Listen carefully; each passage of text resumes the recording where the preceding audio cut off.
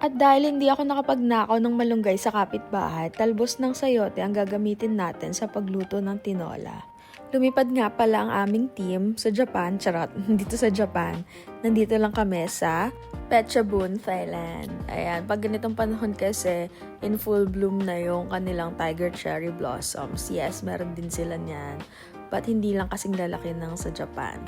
Marami ka nga rin pala makikita mga iba't ibang klase ng gulay at prutas dito.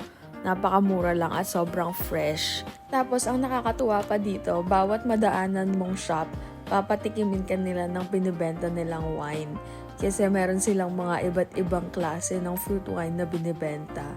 So, papashot ka nila ng papashot. Ayan. So, kung gusto mo na libreng inom, punta ka dito, tikman mo lahat ng wine na binibenta nila.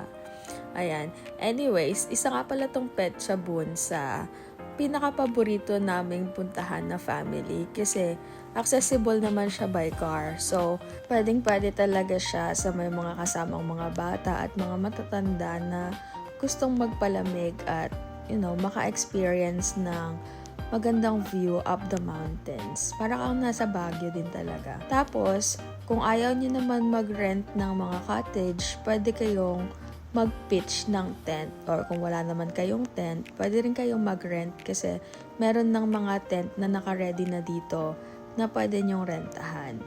Yan. So, hindi ko na na-explain yung pagluluto ng tinola kasi I believe marunong naman tayo magluto niyan.